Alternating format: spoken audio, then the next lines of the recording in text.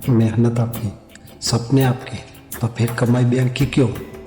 जब आप एक पर्सनल लोन लेते हैं तो आप सिर्फ पैसा उधार नहीं लेते, बल्कि अपनी आने वाली खुशियों का 40% हिस्सा ब्याज के नाम पर गिरवी रख देते हैं। खुद के लिए कमाना शुरू कीजिए, बैंक के मुनाफे के लिए नहीं। नमस्ते दोस्तों, मैं हूँ राजेश। क्या आप भी अपने पर्सनल लोन से परेशान हैं?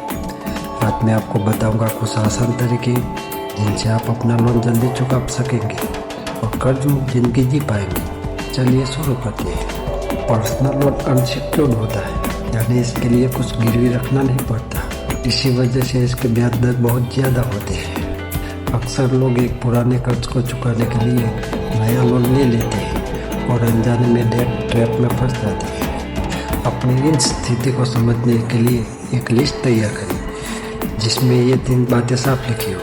कुल कितना कर्ज है, ब्याज दर क्या है, हर महीने की किस्त कितनी जा रही है। आज मैं आपको ऐसे 5 आसान तरीके बताऊंगा जिनसे आप अपना लोन समय से पहले ही चुका पाएंगे। तरीका नंबर 1, स्नोबॉल मेथड और इसे एवलांच मेथड। अगर आप पर एक से ज़्यादा लोन है तो उन्हें चुकाने के लिए आप ये 2 तरीके का उपयोग कर सकते हैं। पहला है स्नोबॉल मेथड। यह तरीका उनके लिए है जिन्हें मोटिवेशन की ज़रूरत है। इसके लिए सबसे पहले सबसे छोटे अमाउंट वाले लोन को पूरा चुका दें, ब्याज दर पर ध्यान ना दें। जब आप एक छोटा लोन चुकाते हैं तो आपको जीत का एहसास होता है। यह कॉन्फिडेंस आपको बाकी के बड़े लोन चुकाने की हिम्मत देता है, और यह उन लोगों के लिए है जो लोग जल्दी हार मान लेते हैं। दूसरा है एवलांच मेथड। यह तरीका उनके लिए है जो पैसा बचाना चाहते हैं, जिसमें सबसे पहले ज़्यादा ब्याज देने वाले लोन को ख़त्म करना है।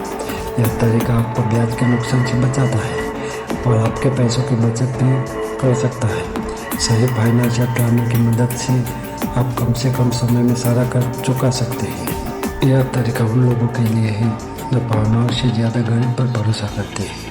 इन दोनों में से कौन सा बेहतर है? अगर आप मानसिक शांति और जोश चाहते हैं तो स्नोबॉल चुनें। अगर आप ब्याज का पैसा बचाना चाहते हैं तो एवलांच चुनें। तरीका कोई भी चुनें, सबसे ज़रूरी है कि आप हर महीने अपने सभी लोन्स की मिनिमम EMI समय पर भरें, ताकि आपका सिबिल स्कोर खराब ना हो। तरीका नंबर 2, एक्स्ट्रा पैसे, एक्स्ट्रा पेमेंट। जब भी आपको ऑफिस से बोनस मिले, टैक्स रिफंड आए या कहीं से भी एक्स्ट्रा इनकम मिले तो उसे फिजूल खर्च में उड़ाने के बजाय अपने लोन की मूल राशि में जमा करें। अगर आप साल में सिर्फ एक एक्स्ट्रा EMI पे भर देते हैं तो आपका सालों का लोन महीनों में ख़त्म हो सकता है। तरीका नंबर 3, बैलेंस ट्रांसफ़र का जादू। क्या आप जानते हैं कि आप अपना लोन एक बैंक से दूसरे बैंक में ट्रांसफ़र कर सकते हैं? इसे बैलेंस ट्रांसफ़र कहा जाता है। अगर कोई दूसरा बैंक आपको 1 या 2% कम ब्याज पर लोन दे रहा है तो स्विच करना एक समझदारी भरा फैसला हो सकता है। सुनने में 1% मामूली लग सकता है, लेकिन लंबी अवधि में यह आपके लाखों रुपए बचा सकता है। तरीका नंबर 4, लाइफस्टाइल में थोड़ी कटौती। अगर आप 3-4 अलग अलग लोन और क्रेडिट कार्ड बिलों के कारण परेशान हैं तो डेट कंसोलिडेशन आपके काम आ सकता है। इन सबको चुकाने के लिए एक पर्सनल लोन ले लें जिसकी ब्याज दर क्रेडिट कार्ड से कम हो। इससे आपको सिर्फ एक EMI याद रखनी होगी और ब्याज के पैसे भी बचेंगे।